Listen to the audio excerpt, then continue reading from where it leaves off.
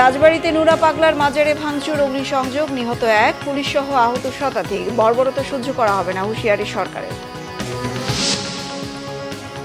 জাতীয় পার্টির কেন্দ্রীয় কার্যালয়ে ফের ভাঙচুর, আগুন। সরকার হামলার দায় এড়াতে পারে না, মন্তব্য শামীম হায়দারের। জাপান নিষিদ্ধের দাবি 30 দলের। ডাকসু নির্বাচনে সাইবার বুলিং চলছে, শুক্রবার বন্ধের দিনেও ব্যাপক ক্যাম্পেইন। বড় সংগঠনগুলোর বিরুদ্ধে আচরণবিধি ভঙ্গের অভিযোগ স্বতন্ত্রদের। নির্বাচন বানচালের ষড়যন্ত্রের বিরুদ্ধে হুঁশিয়ারি বিএনপি, সবাইকে ঐক্যবদ্ধ থাকার আহ্বান। ভয়মুক্ত দেশ গড়ার ঘোষণা জামায়াতের।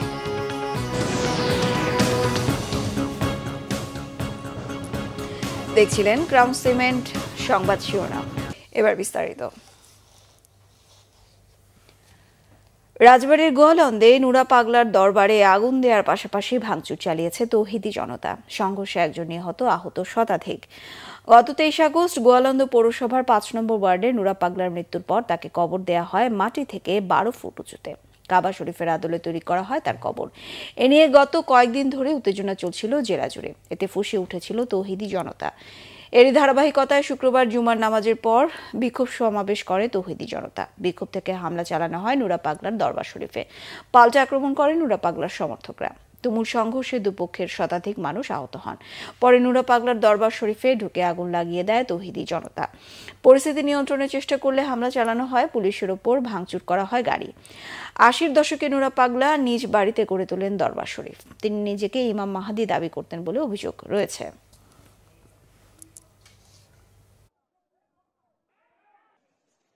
নুরাল পাগলের একটা ইট যেন না থাকে, সেটাই আমাদের দাবি। যাতে কোনো গলন্দ, কোনো ভণ্ড নুরাল পাগলা পাগলামির একটা লিমিট আছে।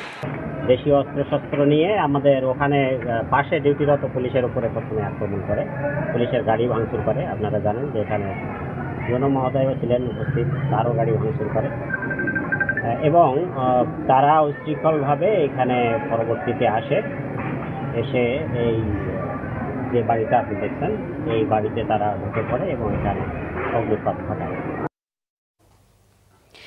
এদিকে রাজশাহীতে একটি খানকা শরীফে হামলা চালিয়ে ভাঙচুর করেছে বিক্ষুব্ধ জনতা। শুক্রবার জুমার নামাজের পর উপজেলার বড়গাছি ইউনিয়নের পানিশাইল চন্দ্রপুকুর গ্রামে ঘটনা ঘটে। স্থানীয় সূত্রে জানা গেছে, ঈদে মিলাদুন্নবী উপলক্ষে ওই খানকায় 3 দিনের আয়োজন ছিল। বৃহস্পতিবার থেকে আয়োজন শুরু হয়। আজ জুমার নামাজের পর হামলার শঙ্কায় 2 গাড়ি পুলিশ নিয়ে সেখানে ছিলেন পবা থানার ভারপ্রাপ্ত কর্মকর্তা মনিরুল ইসলাম। তবে হামলার সময় উত্তেজিত জনতাকে পুলিশ বাধা দেয়নি। হামলার একটি ভিডিওতে দেখা যায় 1.5 শতাধিক লোক খানকা শরীফে আক্রমণ করেন। হামলার সময় বাড়ি থেকে বের হননি আজিজুর রহমান ভান্ডারী। তিনি বলেন, কয়েকদিন ধরে এলাকার কিছু লোক তাদের অনুষ্ঠানে বাধা দিচ্ছিল। গতকাল জুমার নামাজের পর তারা একত্র হয়ে খানকা শরীফে হামলা করেন।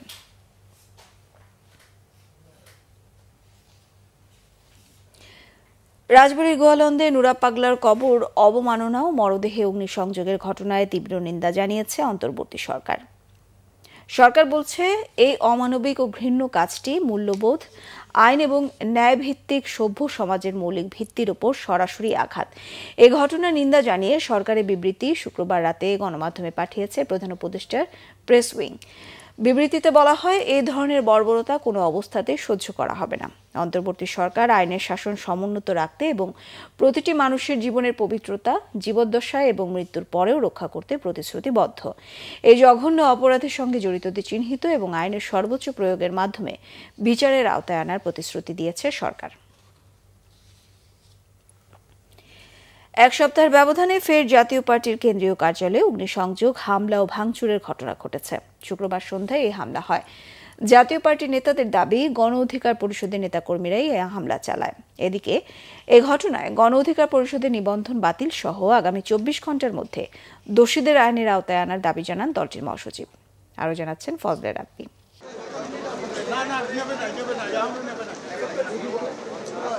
উড়ছে বই খাতা, উড়ছে ধোয়া। হামলা ভাঙচুর আর অগ্নিসংযোগে আবারও উত্তপ্ত জাতীয় পার্টির কেন্দ্রীয় কার্যালয়। শুক্রবার সন্ধ্যা 7টার পর হঠাৎ বেশ কয়েকজন লোক হামলা চালায় জাতীয় পার্টির কার্যালয়ে।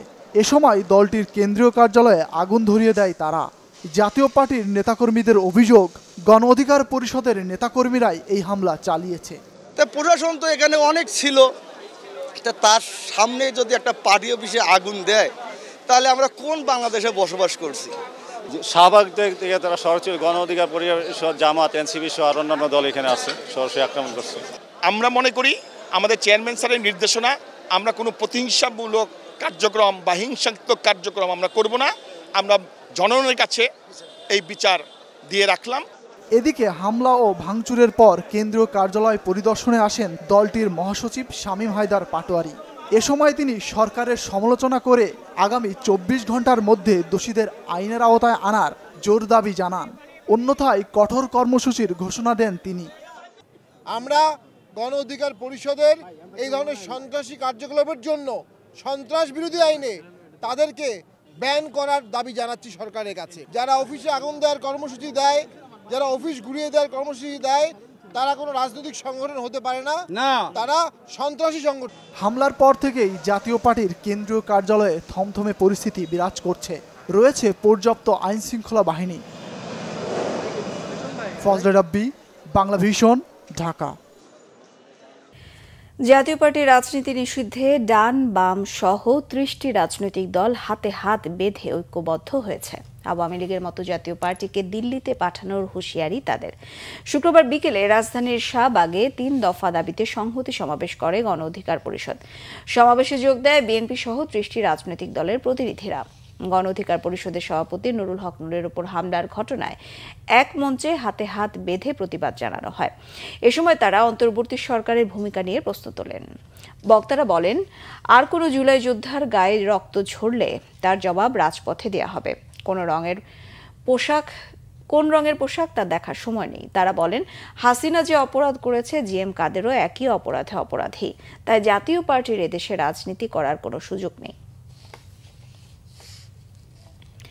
ডাকসু নির্বাচনী প্রচারের শেষ শুক্রবারে প্রচারণায় ব্যস্ত সময় পার করেছেন প্রার্থীরা। নির্বাচন ঘিরে অপপ্রচার আর সাইবার বুলিং ঠেকাতে কর্তৃপক্ষ ব্যর্থ হয়েছে দাবি ছাত্রদল, ছাত্র শিবির ও ছাত্র সংসদের ভিপি প্রার্থীদের। এদিকে স্বতন্ত্র প্রার্থীরা বলছেন, বড় সংগঠন সমর্থিত প্রার্থীরা নির্বাচনী বিধি ভঙ্গ করলেও ব্যবস্থা নিচ্ছে না প্রশাসন। নাবিল জাহাঙ্গীরের রিপোর্ট। ডাকসু নির্বাচনী প্রচারের শেষ শুক্রবার, ছুটির দিনেও নির্বাচনী আমেজ ঢাকা বিশ্ববিদ্যালয় ক্যাম্পাসে। এদিন হলগুলোর মসজিদে জুমার নামাজ আদায় করে প্রচারে নামেন প্রার্থীরা। ডাকসু নির্বাচনে সাইবার বুলিংয়ের বিরুদ্ধে প্রশাসন শক্ত ব্যবস্থা না নেয়ায় সমালোচনা করেন ছাত্রদল ও বাংলাদেশ গণতান্ত্রিক ছাত্র সংসদ সমর্থিত ভিপি প্রার্থীরা। রাজনৈতিক প্রার্থীগুলোকে রাজনৈতিকভাবে মোকাবেলা করতে ব্যর্থ হয়ে এই অপপ্রচারে একটা গোষ্ঠী নেমেছে। সো সেইটা নিয়ে বিশ্ববিদ্যালয় নির্বাচন কমিশনের কাছে আমরা গিয়েছি, জানিয়েছি, কিন্তু তারা এখনো পর্যন্ত এই জায়গাটাতে মোটামুটি ভালোভাবে ব্যর্থতার প্রমাণ দিয়েছে। যে অনলাইন কেন্দ্রিক যে বুলিং, যে হেনস্থা, সে কোনো ব্যক্তি আক্রমণ করা, মতাদর্শের সাথে মিল না থাকলে কিংবা কারো বিরুদ্ধে কোনো অভিযোগ আনলে সে অভিযোগ খণ্ডন না করে সেটাকে নানা রকম মকারি করে কিংবা তাকে ব্যক্তি আক্রমণ করে, পরিবার আক্রমণ করে, বাপমাতুল গালিগালাজ করা সংস্কৃতি আর বেগবান হয়েছে। এদিকে নির্বাচনী বিধি বাস্তবায়নের ক্ষেত্রে প্রশাসন পক্ষপাতিত্ব করছে এমন অভিযোগও করেন কোনো প্রার্থী। মনে হচ্ছে যেন প্রশাসন একটা নির্দিষ্ট দলকে অর্থাৎ নির্দিষ্ট প্যানেলকে বিজয়ী করার জন্যই সকল বন্দোবস্ত করে রেখেছে। প্যানেল বা বড় বড় দলের ক্ষেত্রে আমি ওই দিনও একজনকে বলছিলাম যে তারা শুধুমাত্র টয়লেট পর্যন্ত পৌঁছায় নাই। এখন আমি যদি প্রশ্ন রাখি যে ককটেল বিস্ফোরণ কারা করলো, কেন করলো, এইটা কেন বিশ্ববিদ্যালয় প্রশাসন এখন পর্যন্ত প্রকাশ করে নাই, কি উদ্দেশ্য করেছে? বৈষম্য বিরোধী শিক্ষার্থী সংসদের জিএস প্রার্থী আবু বাকের মজুমদারকে সমর্থন জানিয়ে নির্বাচন থেকে সরে দাঁড়ানোর ঘোষণা দিয়েছেন সমন্বিত শিক্ষার্থী সংসদের জিএস প্রার্থী মাহিন সরকার। আমি জিএস পদে নির্বাচিত করার জন্য আমার সকল শুভাকাঙ্ক্ষী ঢাকা বিশ্ববিদ্যালয়ের সাধারণ শিক্ষার্থীবৃন্দ সকলের প্রতি আহ্বান জানাচ্ছি, আবু বাকের মজুমদারকে আপনারা জিএস পদে নির্বাচিত করুন। সৌহার্দ্য আর সহাবস্থানের মধ্য দিয়ে শান্তিপূর্ণভাবেই ডাকসু নির্বাচন শেষ হবে, এমনটাই প্রত্যাশা সাধারণ শিক্ষার্থীদের। নাবিল জাহাঙ্গীর, বাংলা ভিশন, ঢাকা। নির্বাচন বানচালে যে কোনো ষড়যন্ত্র প্রতিহত করবে বিএনপি, বলেছেন দলটির চেয়ারপারসনের উপদেষ্টা জয়নুল আবদিন ফারুক। শুক্রবার জাতীয় প্রেস ক্লাবে এক আলোচনা সভায় তিনি বলেন, ফ্যাসিবাদ পতনের পর দেশের মানুষ ভোটের জন্য উন্মুখ হয়ে আছে। আবার দিল্লির প্ররোচনায় বাংলাদেশের কিছু লোক যদি আবার আওয়ামী লীগের সাথে আঘাত করে এই প্রফেসর ইউনূস সরকারের একটি নির্বাচনকে বানচাল করার চেষ্টা করেন, জনগণ প্রতিহত করবে। আমরা চাই নির্বাচন দেন, সেই নির্বাচনে জনগণ আমার ভোট আমি দিব, দিনের ভোট দিনে দিব, যাকে ইচ্ছা তাকে দিব, সেই নির্বাচন অংশগ্রহণ করেন। আওয়ামী লীগ দেশের অর্থনীতি ধ্বংস করে হাজার হাজার কোটি টাকা বিদেশে পাচার করেছে বলে অভিযোগ করেছেন বিএনপির স্থায়ী কমিটির সদস্য ডক্টর আব্দুল মঈন খান। বলেন, মধ্যম পন্থায় বিএনপি রাজনীতি করে। শুক্রবার সিলেট জেলা শিল্পকলা একাডেমিতে বিএনপির প্রয়াত অর্থ পরিকল্পনা মন্ত্রী এম সাইফুর রহমানের ১৬তম মৃত্যুবার্ষিকীতে তিনি এমন মন্তব্য করেন। দেশের স্বার্থে সবাইকে ঐক্যবদ্ধ হয়ে কাজ করতে হবে বলেও জানান স্থায়ী কমিটির এই সদস্য। বিএনপি চেয়ারপারসনের উপদেষ্টা ও সিলেট সিটি কর্পোরেশনের সাবেক মেয়র আরিফুল হক চৌধুরীর সভাপতিত্বে এ সময় উপস্থিত ছিলেন বিভিন্ন শ্রেণীর পেশাজীবী।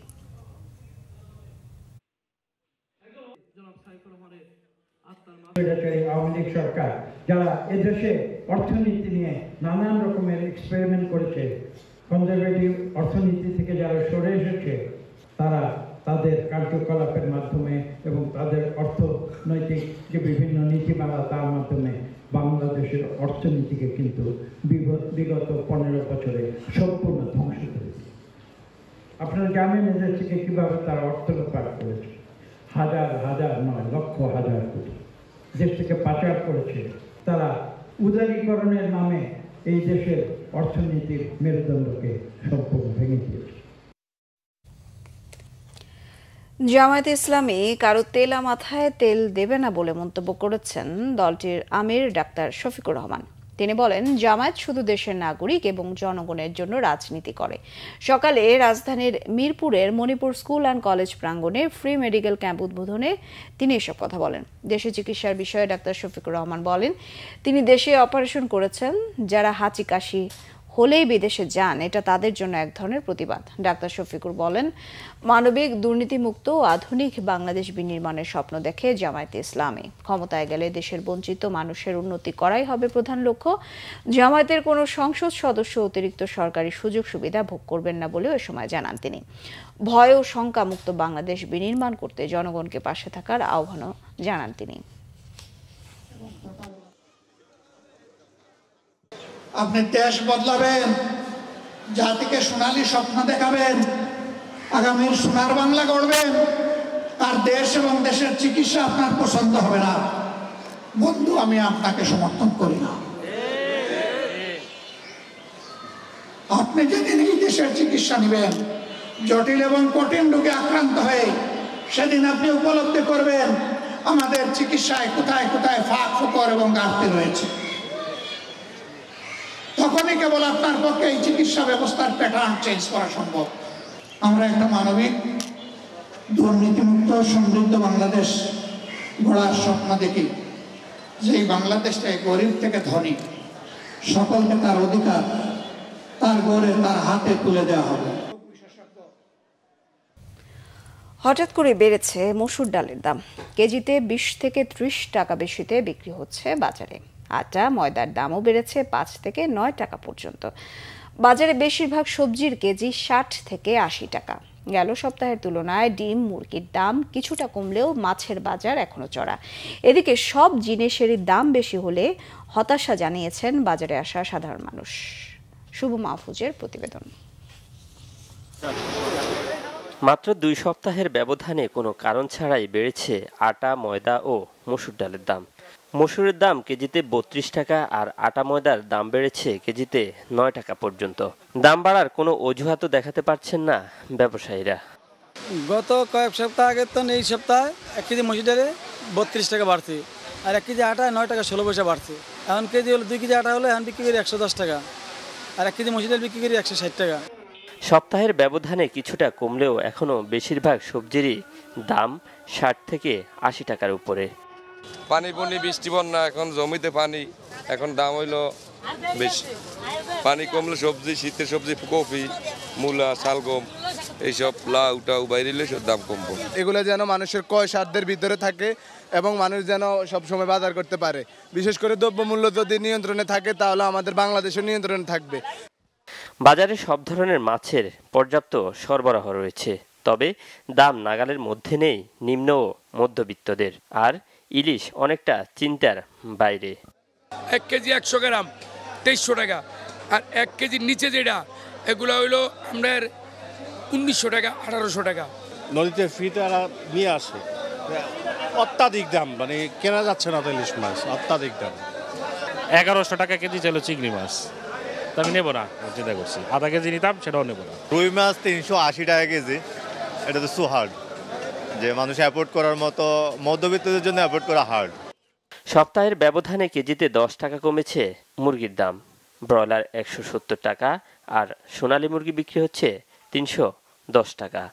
ব্রয়লার বিক্রি করতেছি 170 টাকা, সোনালী বিক্রি করছি 300 থেকে 310 টাকা, লাল লেয়ার মুরগি 300 টাকা, দেশি মুরগি 580 টাকা। সব মুরগির দাম নিয়ন্ত্রণে আছে, খালি 2-5 টাকা একটু এদিকে দিকেছে। এদিকে প্রতি ডজন ডিম মিলছে 125 থেকে 30 টাকার মধ্যে। শুভ মাহফুজ, বাংলা ভিশন, ঢাকা।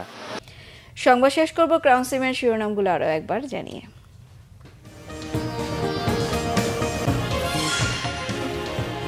রাজবাড়ীতে নুরা পাগলার মাজারে ভাঙচুর, অগ্নিসংযোগ, নিহত 1, পুলিশ সহ আহত শতাধিক। বর্বরতা সহ্য করা হবে না, হুঁশিয়ারি সরকারের। জাতীয় পার্টির কেন্দ্রীয় কার্যালয়ে ফের ভাঙচুর, আগুন। সরকার হামলার দায় এড়াতে পারে না, মন্তব্য শামীম হায়দারের। জাপানি যুদ্ধের দাবি 30 দলের। ডাকসু নির্বাচনে সাইবার বুলিং চলছে, শুক্রবার বন্ধের দিনেও ব্যাপক ক্যাম্পেইন। বড় সংগঠনগুলোর বিরুদ্ধে আচরণবিধি ভঙ্গের অভিযোগ স্বতন্ত্রদের।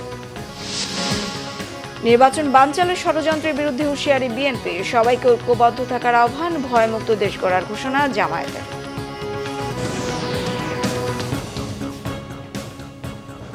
এই ছিল এখনকার মতো, পরের সংবাদ সকাল 7:30টায় দেখার আমন্ত্রণ রইল। এছাড়া বাংলা ভিশন সংবাদ ও সংবাদ সংশ্লিষ্ট অনুষ্ঠান দেখতে ভিজিট করুন www.bbnews24.com ও facebook.com/banglavisionnews। সাবস্ক্রাইব করুন youtube.com/banglavisionnews। সঙ্গে থাকায় ধন্যবাদ সবাইকে।